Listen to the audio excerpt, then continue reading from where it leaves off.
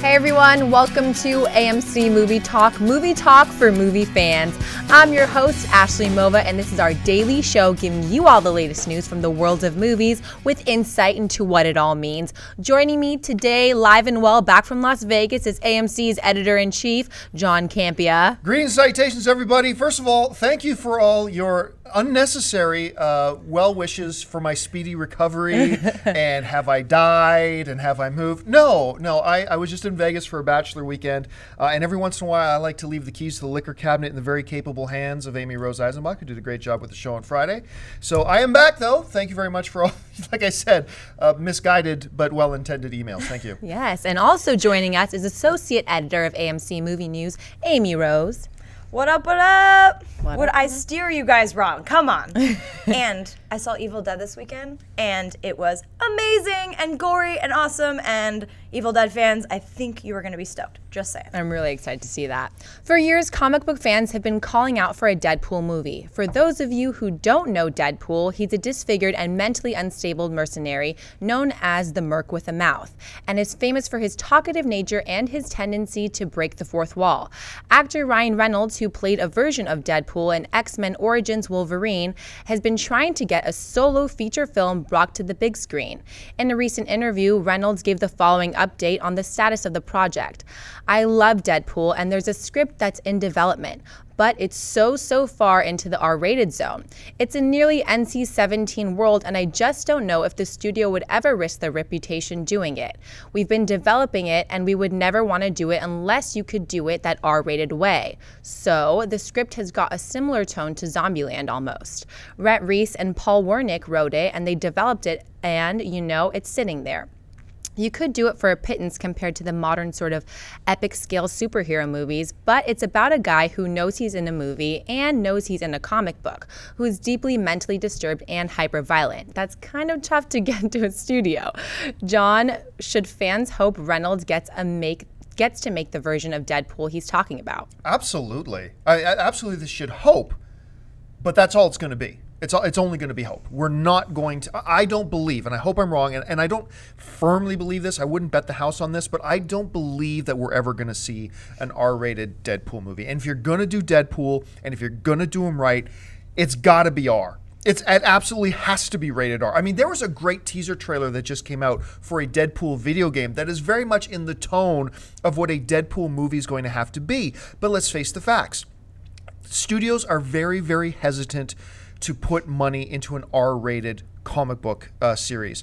Look, we had the whole thing with The Watchmen, did not do nearly as well as the studios wanted, and then you had a couple of other R-rated comic book movies coming, like Jonah Hex and one or two others, that were going to be rated R, that the studios then backed off of completely because they saw that the audience didn't respond to an R-rated comic book movie as well as they had hoped with Watchmen. And I think we're in the same situation here with Deadpool. Look, should we hope this gets made? Absolutely.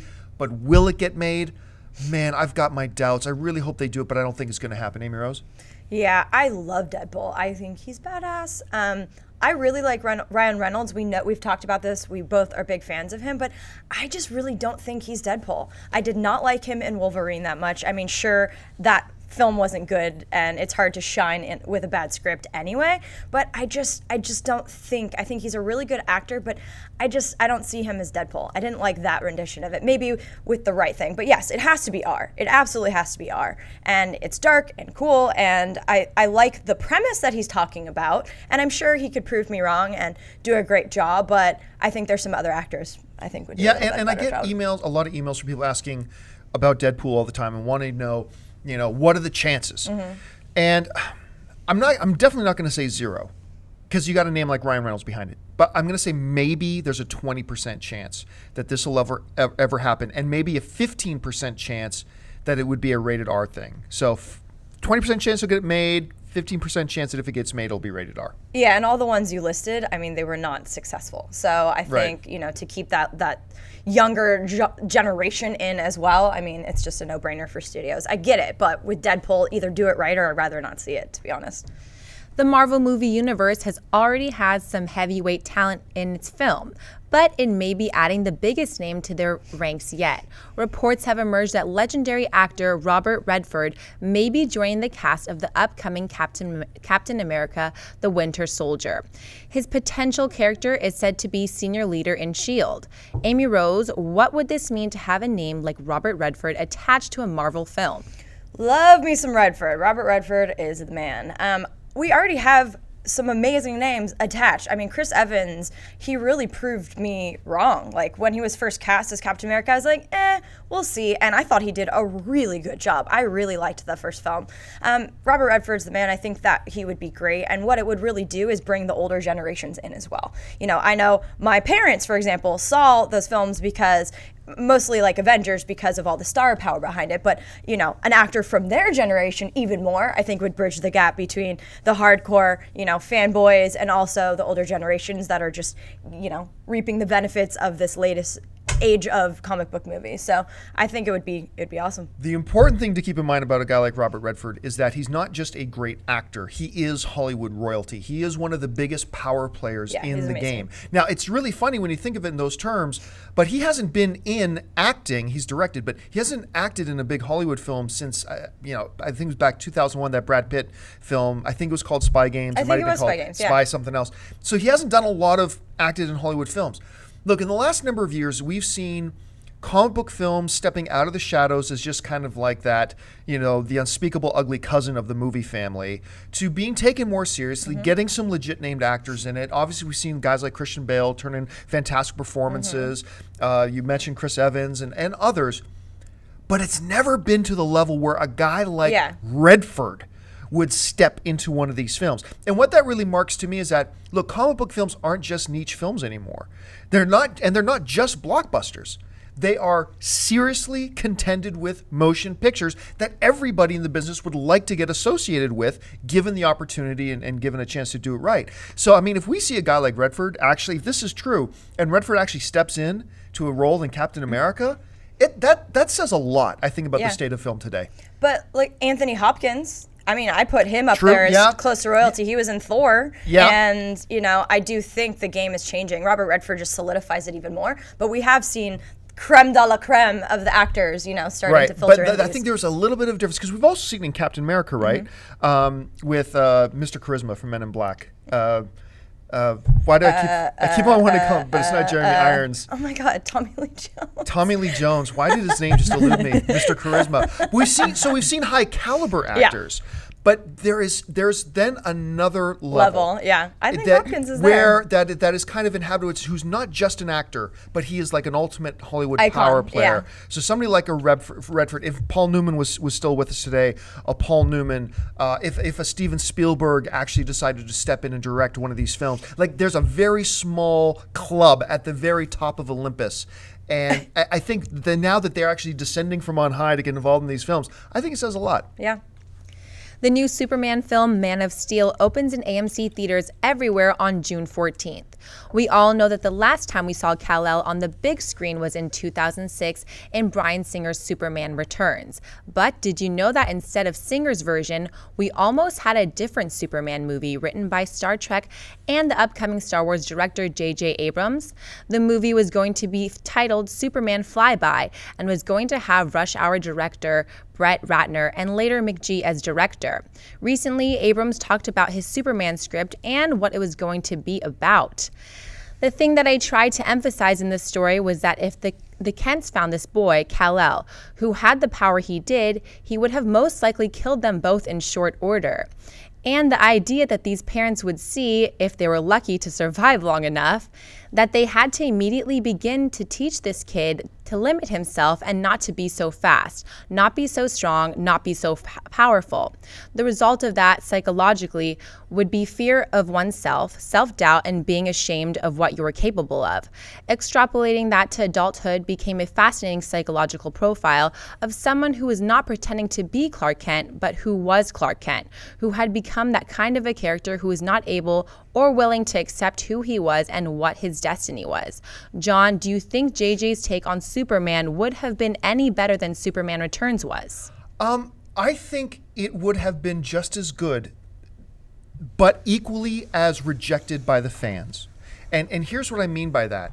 I still contend that Superman Returns was a very good movie. It was a very good movie. The problem was it was not a good comic book movie. And when you have a name like Superman, a lot of people, including myself, went into Superman expecting, especially Bryan Singer having just done the magnificent first 2 X-Men films, people came out expecting high action, high intensity, a great comic book movie. But what was Superman Returns? It was a character study of a god man who doesn't know his place in the world. And it was and I thought a very clever one. Yes, it had its weaknesses, absolutely. But if you take away the comic book expectations from it, I thought it was a really good character study of this guy who is basically a god, who could crush mountains with his bare hands, but doesn't know how to interact with the simplest levels, even the humans who are closest to him. I thought it was really fascinating on that level. And it sounds like J.J. Abrams had the exact same kind of notion, the tone, the direction he wanted to go in, what he wanted to look at. But in the same vein, if J.J. had done that, I think en masse the fans would have rejected it just as much as they do Superman Returns. And I think that's a shame, because I don't think Superman Returns gets the credit it deserves. Amy Rose? Yeah, I also didn't think it was a disaster, and I think you made a really good point. I mean, look at how far we've come with these type of superhero films. Just the production value, the cast, everything has accelerated. And Brandon Routh, he really got a lot of negativity, and he did not deserve that. I'm going to go on the limb right here and say this. Yeah. Like I've said this before, I will say it again. Brandon Routh was a better Superman than Christopher Reeve. Whoa! Go ahead, say what you want. It's true. It's absolutely true. And I love Christopher Reeve, but it's true. Ralph was a wonderful Superman. Anyway. Yeah, I agree. And I think that, again, it's one of those things. If the script isn't good, it doesn't matter how good you are. It's just destined to fail. I love JJ. I think that he obviously really understands the world, that we need, these superhero films to become especially as large as Superman. But with McG directing, I don't think so. I do not think so. He was not the one to do it. Now, based on everything I've seen of Man of Steel, I cannot wait for that film. It looks like they're really trying to show that side of Clark Kent Superman, and how sad of a character he is, and how he's really just trying to fit in, and he's exiled on Earth, and it's just, I really think they're going to show that side of it as well. So I cannot be more excited. All right, folks, well, listen, we've come to that segment of the show called Buy or Sell. Here's what's going to happen. Ashley has a bunch of other issues going on in the world of movie news right now that she's going to read off, and Amy Rose and I are simply going to say whether we buy it or sell it. So, Ashley? With all the talk about DC's Justice League movie, or lack thereof, many have speculated if Ryan Reynolds would return as Green Lantern either in Justice League or another Green Lantern standalone movie. Well, apparently, Reynolds isn't all that interested in returning to the character, saying this: "I saw how difficult it is to make that concept palatable," he explains, "and how confused it all can be when you don't really know exactly where you're going with it, or you don't really know how to access that world properly. That world comic book fans have been accessing for decades and falling in love with. So at this point, I have very little interest in joining that kind of world." Reynolds did go on to say that if someone like Joss Whedon or Chris Nolan or someone else using their styles wanted to do a Green Lantern film, he may become interested again. Amy Rose, buy or sell no more Ryan Reynolds as Green Lantern? I'm going to sell this. While I didn't think Ryan Reynolds is dark enough to be Deadpool, I thought he did a decent Hal Jordan. It was just the script and director that were awful. But it's really hard to shine in, again, a bad film. So I think he's a decent Hal Jordan, and he obviously has the respect for the comic book folklore, as we just heard. And to point out Chris Nolan or someone like Joss or someone would do it right, he obviously knows what he's talking about. That's my boy. Yeah, I also got to sell this. I think, look, I've said this before, the problems with Green Lantern had nothing to do with Ryan Reynolds. I thought he played the role well. I think he natural charisma. And look, for any of you out there who are clueless enough to think Ryan Reynolds can't act, you clearly either didn't see Buried, which I think he was absolutely robbed of an Academy Award nomination for, and maybe you also didn't see Definitely Maybe, which I think he showed a lot of comedic and dramatic chops. And look, and I'll disagree with you, Amy Rose. I actually think he would be a great Deadpool. Yeah. I think we saw in the first part of Wolverine, when he was still, before he got disfigured, he's got that humor, that quick wit. He can do that part of Wilson very, very well. But then you see a movie like Hannibal, or like Blade 3, terrible movie Blade 3, where he's playing Hannibal King, and he can pull off all the badass stuff at the same time. I think he can bring those things to it. I think he's great. I think it's really unfortunate that he won't come back for Green Lantern, and he won't. He's leaving the door open a little bit, but he won't. And so for that reason, I sell it. Unless an amazing director comes on. More movement in the Ninja Turtles movie. Apparently, the first turtle has been cast. Blue Mountain State and Hunger Games Catching Fire star Alan Ritchson will play Raphael.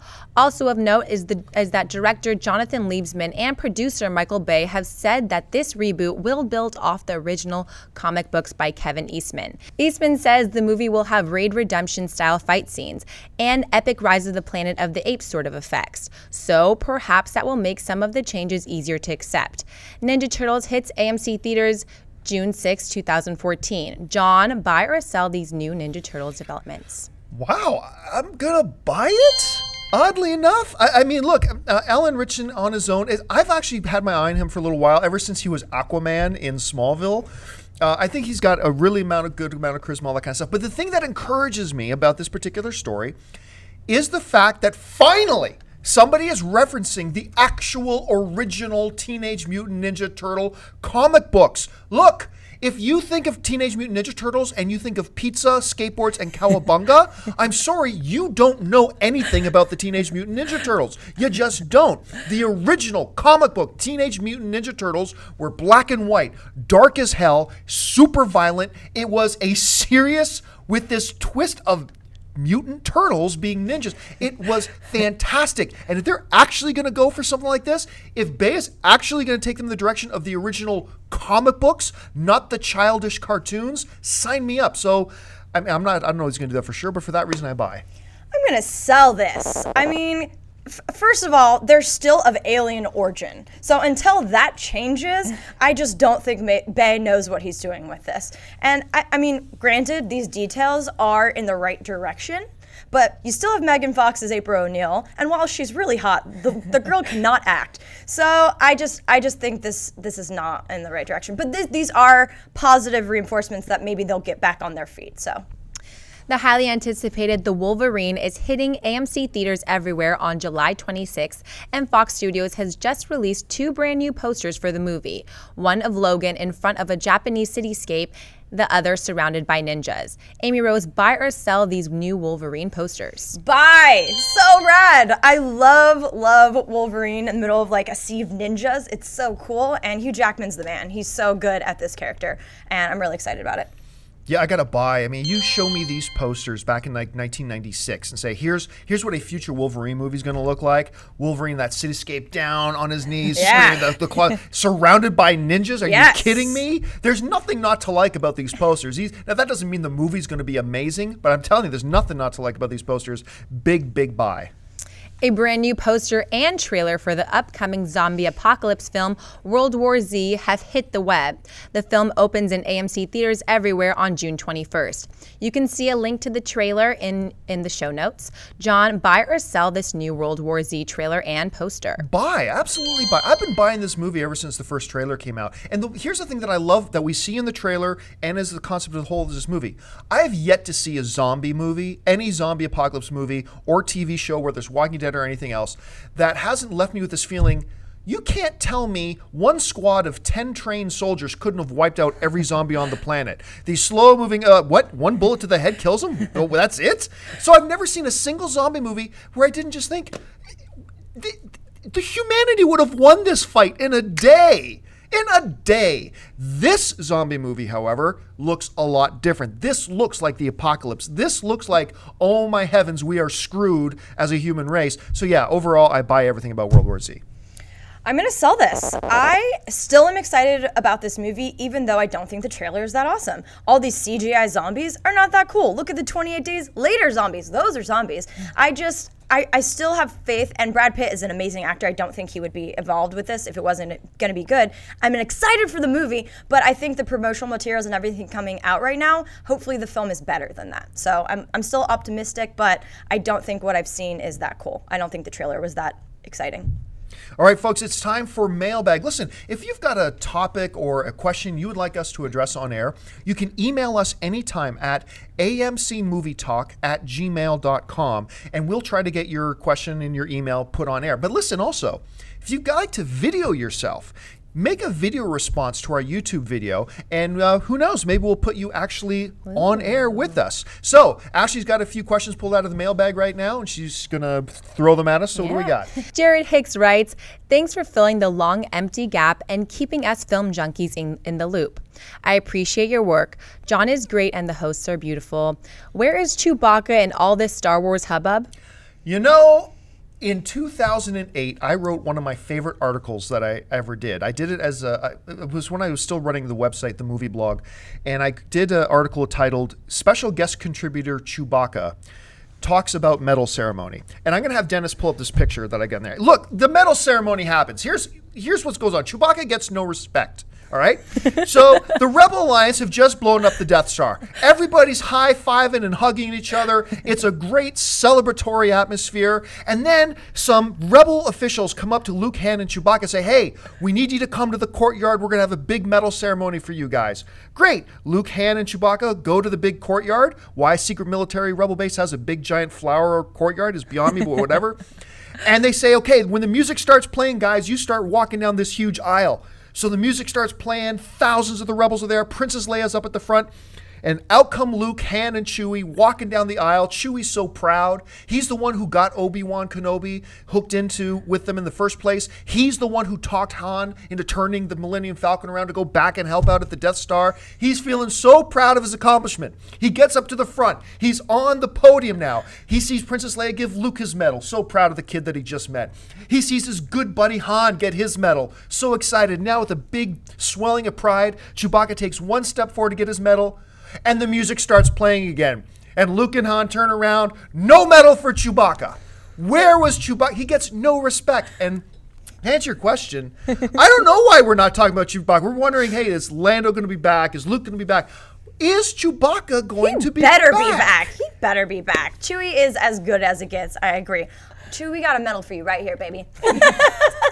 They better bring him back. I know it's very interesting though when you keep hearing about Han and all of the other characters, Princess Leia, but Chewie is like no cream in an Oreo cookie. You know, you need it to survive. So let's do this. Do you know Chewie. they actually killed Chewbacca in one of the Star Wars novels? It's one of the future Star Wars novels, and the way they killed Chewbacca, I kid you not. The way they killed Chewbacca, they give him a big heroic death. Like he died saving Han and Leia's kids. But this is how they killed him. They hit him with a moon. You think I'm kidding. I'm not. They had to hit him with a moon. Death by moon. Death by moon. Jason Button writes, hi guys, I am a fan of your show and I think you are the best. Anyway, I have a question. For me, Joker is the greatest villain of all time. But which Joker do you think is the best? The one played by Jack Nicholson or the other played by Heath Ledger? Also, who do you think is the most capable to play this iconic role if a new Batman movie is going to be released? Great question, Jason. Great question. They were just so different. Like Jack Nicholson took the more comedic approach, while Heath Ledger did like the dark, psychotic like Joker. So to me, that was the better one because it is a dark tale. And Christopher Nolan, I mean, I'm obviously a big fan of his. So I appreciate both. Nicholson is awesome. But I did think Heath portrayed the Joker that I love. Just the psychotic jokester who's just like one step ahead of everyone else. I was thinking about this, like if they did tackle Batman again, which we know they're going to, who could play it? And it's such an iconic, amazing character. And I was thinking about actors who have been really good at crazy roles. And although he's pretty tall, I thought Michael Shannon might be a really, really good fit because he does crazy so good and he's such a actor with depth and diversity, and I think something like that, someone like him, he could do a really good job, but he is really, really tall to play Joker. I like the Michael Shannon. The only problem with the Michael Shannon pick, of course, is that he's already playing a villain in the DC universe, playing Zod. Yeah. So that takes that away.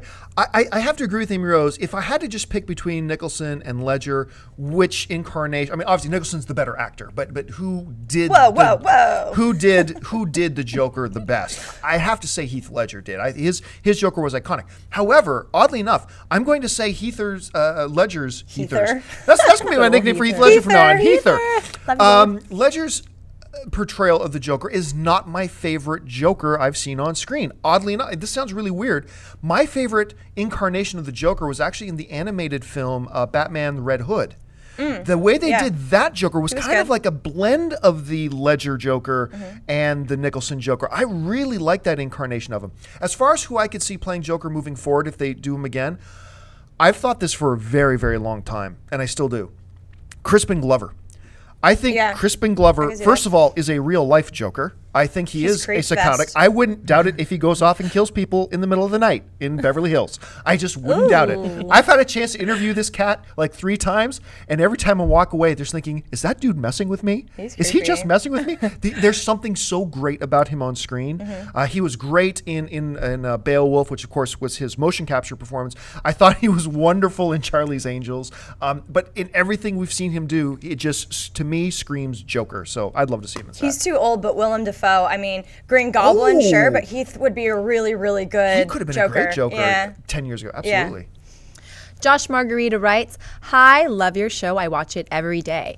But here's my question. Are they doing a remake of The Shining?" As far as I know, there was some talk about it. There were some rumors going around, but as far as I know, there are no plans to do a remake of The Shining. Now, there was a remake of The Shining back in 1997. There was actually a made-for-TV movie. And I think, guys, correct me in the comment section. I'll look it up later. I think Rebecca De Moynier was in that. I'm not positive about that. Let me double check. I love her. But you know what? I am notorious for being somebody who I'm all for remakes. I have no problem with remakes. They don't hurt the original, but as long as they serve a purpose. Can telling a modern version of it, update it to a modern audience? Can it benefit from visual effects? Can it, all these types of things. And the thing about The Shining was, it's no visual effects movie. It's the theme of it is still the same. I mean, because it's an isolated hotel, whatever. It's not like set it in 2012 or 13 or 14 would look any different really than it did before. I just don't see any reason to remake it. I don't think there's any way you can improve it or that it could benefit from a modern retelling.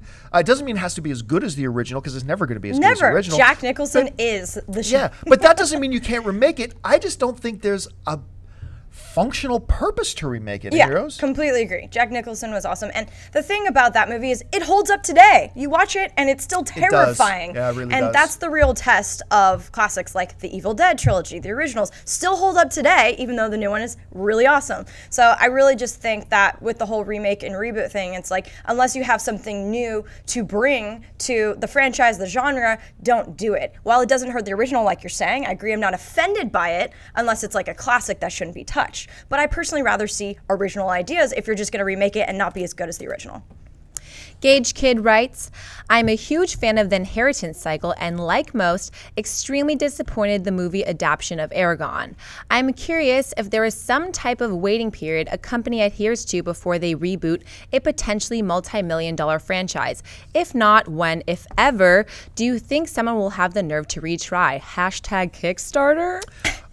First of all, one of the many things that I detest about this whole Veronica Mars situation, nothing against Veronica Mars itself, this whole Warner Brothers, a multi-billion-dollar company, getting the public to pay for their movie that they're going to keep all the profit to, is this notion now that everybody thinks a movie can be made if they just Kickstarter it. So, no.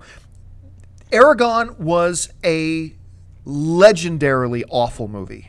It's hard to describe how bad that film was. I mean, it really was terrible. And they wanted to make it a franchise. You can tell from the end because John Malkovich, legendary actor in a horrible case of miscasting, at the end going, "Oh, rise my dragon," because clearly now he's got his dragon that he's going to fight. They wanted to do a sequel. That was the whole point. And they had to pull the plug. People hated it. The movie's bad. And people didn't go to see it. That's the key. It doesn't really matter the movie was awful. People didn't go to see it.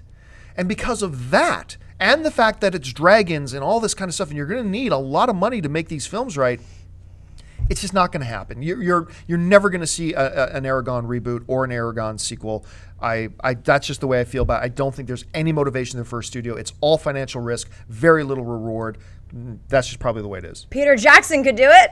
I don't even think Peter Jackson could do it. Oh, yeah. I actually didn't see it, so I don't really have that big an opinion on it.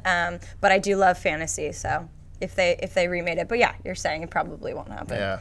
Well, listen, folks, we've run out of time. Thank you so much for joining us. And listen, while I've got you, before you do anything else, take a second and click that subscribe button. Become a subscriber to our AMC Movie News YouTube channel. It'll keep you up to date on everything going on in the world of movie news and, of course, our daily AMC Movie Talk show. Make sure you follow us on Twitter at twitter.com/AMC Theaters. Like us on Facebook at facebook.com/AMC Theaters. And listen, if you want an audio-only version of this show, look in the description of this video for our links to our iTunes and our Stitcher Radio audio-only feeds. And once again, don't forget to click that subscribe button. And listen, it's Monday night, start of a new week. Go on out and see a movie tonight. Head on over to amctheaters.com for all your theater and showtime information, as well as to get your movie tickets.